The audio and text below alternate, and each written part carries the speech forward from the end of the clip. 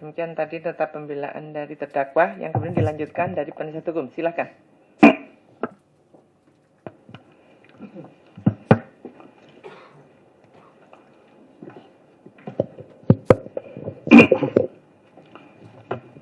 Terima kasih Yang Mulia.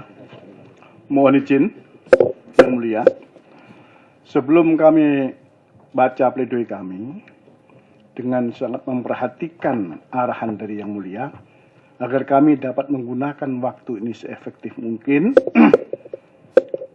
maka apabila yang terhormat saudara penuntut umum menyetujui, kami tidak akan membaca seluruh pledoi kami. Hal-hal yang tidak akan kami baca antara lain adalah surat dakwaan. Kemudian fakta-fakta persidangan hanya akan kami baca beberapa saksi saja.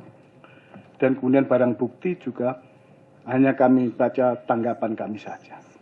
Melalui yang mulia, mohon kiranya bagaimana tanggapan penuntut umum. Terima kasih Yang Mulia. Baik, saudara penuntut umum, apa yang disampaikan dari penasihat hukum dan tanpa mengurangi hak dari terdakwa maupun penasihat hukum, hal ini disampaikan oleh penasihat hukum dan silakan penuntut umum untuk menanggapinya. Terima kasih Majelis. Kami penuntut umum sependapat dengan penasihat hukum dari terdakwa Majelis. Terima kasih Majelis. Baik, saudara terdakwa maupun penasihat hukum dan penuntut umum, setelah Majelis mendengar tanggapan penuntut umum dan setelah Majelis bermusyawarah dan tanpa mengurangi hak dari terdakwa maupun penasihat hukum, silakan saudara untuk menyampaikan apa yang saudara sampaikan tadi untuk ditindaklanjuti. Silakan. Terima kasih. Dan sepenuhnya kami serahkan kepada penasihat hukum. Silakan. Terima kasih. Bismillahirrahmanirrahim. Nota pembelaan dalam perkara tindak pidana korupsi nomor 84 BIT B TPK 2012 PN Jakarta Pusat. Identitas terdakwa, nama lengkap Kukuh Kertosafari bin ST bin Hasanuddin, lahir di Tasikmalaya, umur 36 tahun, jenis kelamin laki-laki, kebangsaan Indonesia, tempat tinggal Jalan Bansari nomor 69, Kecamatan Rumbai, Pekanbaru, agama Islam, pegawai PT Chevron Indonesia, Pasifik Indonesia, pendidikan S1. Status penahanan, ditahan di rutan oleh penyidik dari tanggal 26 September 2012 sampai dengan 25 Oktober 2012, kemudian diperpanjang penuntut umum sejak tanggal 16 Oktober 2012 sampai 24 November 2012, dan perpanjangan Pengadilan Negeri Jakarta Selatan sejak tanggal 25 November 2012 sampai dengan 24 Desember 2012, dan kemudian dikeluarkan dari tahanan sejak tanggal 27 November 2012 berdasarkan putusan pra peradilan Pengadilan Negeri Jakarta Selatan nomor 39 Prap 12 PN Jaksel tanggal 27 November 2012. Pasal yang didakwakan primer pasal 2 ayat 1 yungto pasal 18 Undang-Undang nomor 31/99 tentang pemberantasan tindak pidana korupsi sebagaimana telah diubah dengan Undang-Undang nomor 20 tahun 2001 tentang perubahan atas Undang-Undang 31 tahun 1999 tentang pemberantasan tindak pidana korupsi yungto pasal 55 ayat 1 ke 1 yungto pasal 4 KUHP. Subsidiar pasal 3 yungto pasal 18 Undang-Undang 31/99 tentang pemberantasan tindak pidana korupsi sebagaimana telah diubah dengan Undang-Undang nomor 20 tahun 2001 tentang perubahan atas Undang-Undang nomor 31 tahun 99 tentang pemberantasan tindak pidana korupsi yungto pasal 55 ayat 1 ke 1 yungto pasal 64 ayat 1 KUH pidana. Bab 1. Pendahuluan. Majelis Hakim yang kami hormat, yang kami muliakan, saudara penuntut umum yang terhormat, sidang pengadilan yang kami muliakan. Terlebih dahulu, izinkanlah kami menyampaikan puji dan syukur kehadirat Allah Subhanahu wa Ta'ala atas nikmat kesehatan yang telah diberikannya kepada kita semua, sehingga pada hari ini kami dapat melaksanakan tugas profesional kami, menyampaikan pembelaan atas perkara terdakwa Kukuh Kertosafari. Tentu kehadiran kita semua di ruang sidang yang mulia ini sesuai dengan tugas kita masing-masing dalam melaksanakan penegakan hukum yang menjunjung tinggi hukum dan keadilan yang kita lakukan secara profesional dan berperi kemanusiaan. Perkenankanlah pula pada kesempatan ini kami memanjatkan doa dan memohon kehadirat Allah SWT agar senantiasa melindungi, memberikan kecerdasan pikiran, kejujuran, dan keteguhan hati, serta keberanian kepada kita semua untuk berpihak kepada kebenaran.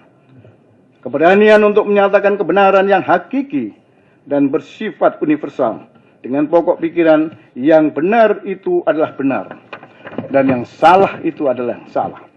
Yang benar itu adalah benar, walaupun pahit. Majelis Hakim yang kami muliakan, pembelaan yang kami sampaikan di hadapan Majelis Hakim yang mulia ini sepenuhnya dihajatkan sebagai perwujudan penilaian adanya fakta dan analisa hasil persidangan selain yang dikemukakan oleh penuntut umum. Dan ini bermakna bahwa ibaratnya ada sisi lain dari satu sisi mata uang. Ada pemahaman lain dalam memandang dan mengkaji perkara ini secara utuh. Kalau tidak mendekati sempurna, tentu kami menyadari bahwa perbedaan secara diametral ini titik tolak dalam memahami dan mengartikan perkara ini antara kami dengan penasihat hukum, terdakwa, dan saudara penuntut umum karena adanya perbedaan kepentingan. Majelis Hakim yang mulia, dengan perasaan penuh ketulusan, perkenankanlah kami menyampaikan penghargaan dan rasa hormat yang tinggi, serta terima kasih yang ikhlas kepada Majelis Hakim yang mulia, karena telah memeriksa perkara ini dengan penuh kesabaran, simpatik, teliti, cermat, dan berwibawa, disertai dengan sikap yang menghormati hak asasi terdakwa.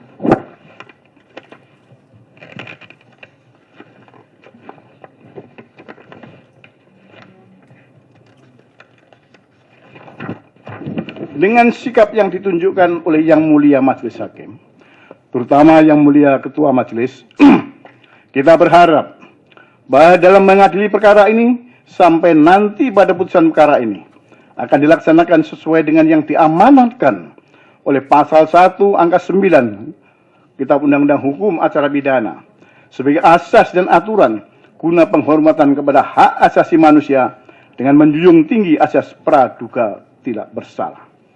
Persidangan ini memang terasa sangat panjang dan melelahkan karena alokasi waktu yang terbatas. Bahkan beberapa kali sidang mengalami penundaan. Di antaranya bisa kita saksikan ada 2 kali penundaan karena tidak hadirnya saksi di persidangan tersebut. Yang setelah dipertanyakan oleh Yang Mulia Majelis Hakim kepada penuntut umum, ternyata penuntut umum tidak bisa menunjukkan bukti bahwa surat panggilan telah dikirim sesuai dengan ketentuan KUHP kepada para saksi yang bersangkutan. Kemudian dapat kita saksikan pula pada persidangan pada hari Senin tanggal 10 Juni 2013 dengan acara pembacaan dikusitur.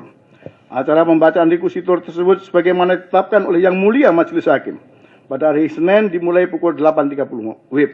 Namun kenyataannya baru dapat dimulai pada pukul 14.30 WIB karena tidak disiplinnya saudara yang terhormat penuntut umum untuk hadir tepat pada waktunya. Akibat dari molornya waktu yang dimulai persidangan, mengakibatkan sidang harus dilaksanakan dan diselesaikan sampai melewati dini hari sampai memasuki hari Selasa tanggal 11 Juni 2013. Keadaan yang demikian ini sungguh sangat melelahkan bagi terdakwa, baik secara fisik maupun secara psikologis, di mana terdakwa sampai tidak bisa menahan rasa kantuknya dan sempat tertidur di kursi terdakwa. Bahwa dalam keadaan terdakwa yang secara fisik dan psikis kelelahan, sudah pasti terdakwa tidak akan mampu mengikuti dan mencermati apa isi dari dikusitur yang dibaca oleh penuntut umum secara baik. Terdakwa terhadap dikusitur penuntut umum ini itu sendiri, kami penasihat hukum merasa sangat prihatin karena penuntut umum telah memaksakan kehendaknya untuk menuntut hukuman kepada terdakwa dengan cara yang tidak profesional, bias, tidak fokus, dan berputar-putar untuk membuktikan dakwaannya yang tidak sejalan dengan fakta hukum yang objektif yang diperoleh di persidangan ini, sehingga sangat menyulitkan bagi terdakwa dan penasihat hukum untuk menyampaikan pembelaannya.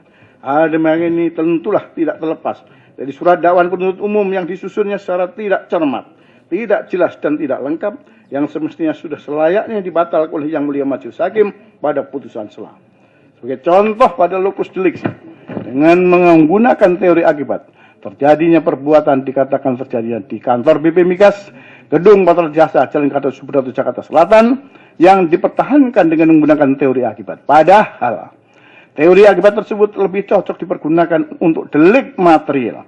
Sedangkan untuk tindak pidana korupsi sebagai delik formil, menurut pendapat ahli hukum pidana Profesor Dr. Umar Syarif, lokus delikti adalah di tempat di mana perbuatan secara jasmaniah dilakukan. What non? Yaitu berada di Kecamatan Minas, Provinsi Riau. Majelis yang kami muliakan, mengingat pentingnya berita acara persidangan, adalah patut juga kami sampaikan penghargaan dan ucapan terima kasih kepada panitera pengganti dalam perkara ini yang dengan tekun dan tanpa mengenal lelah secara teliti telah mencatat semua peristiwa yang memerlukan fakta persidangan. Fakta persidangan yang dapat digunakan oleh yudek faksi maupun yudek juris untuk memberikan penilaian yang lebih objektif terhadap perkara ini. Kepada terdakwa, kami sampaikan pula rasa terima kasih atas kesediaan saudara terdakwa dengan penuh kesabaran dan kerendahan hati untuk mengikuti jalannya persidangan perkara ini. Kami selaku penasihat hukum turut prihatin dan simpati yang sangat mendalam atas cobaan dan ujian hidup yang menimpa diri saudara dan keluarga. Untuk itu kami menghimbau kiranya saudara dan keluarga dapat tetap tabah, tawakal, bersabar, dan selalu berdoa. Mudah-mudahan Allah Subhanahu wa Ta'ala, Tuhan yang Maha Kuasa, tetap memberikan jalan keluar yang terbaik di dalam menghadapi permasalahan ini. Amin. Ya Rabbal Alamin. Kepada saudara penuntut umum yang terhormat, kami mengucapkan terima kasih atas semangatnya dalam berupaya membuktikan surat dakwaannya. Kepada saudara-saudara rekan-rekan media cetak dan elektronik, kami sampaikan penghargaan dan terima kasih yang telah mengikuti dan menyampaikan berita jalannya persidangan ini, sehingga asas peradilan yang terbuka untuk umum dapat diikuti secara baik oleh seluruh masyarakat Indonesia dan masyarakat internasional. Setelah persidangan ini digelar dengan mendengar keterangan beberapa saksi dan ahli dari penuntut umum, serta saksi dan ahli yang menguntungkan surat-surat dan keterangan terdakwa, serta barang bukti, maka penuntut umum pada persidangan tanggal 11 sampai 12 Juni 2013 telah menyampaikan surat tuntutannya sebagai berikut. 1. Menyatakan terdakwa Kukuh Tasawari bin Hasanuddin terbukti secara sah dan meyakinkan bersalah telah turut serta melakukan tindak pidana korupsi sebagaimana diatur dan diancam dengan pidana dalam pasal 2 ayat 1 Undang-Undang Nomor 3199 tentang pemberantasan tindak pidana korupsi Yungto Undang-Undang Nomor 20 Tahun 2001 tentang perubahan atas Undang-Undang Nomor 3199 tentang pemberantasan tindak pidana korupsi Yungto pasal 5 ayat 1 ke 1 Yungto pasal 64 ayat 1 KUH pidana sebagaimana dakwaan primer. 2. Menjatuhkan pidana terhadap terdakwa berupa pidana penjara 5 tahun dengan dikurangi selama terdakwa berada dalam tahanan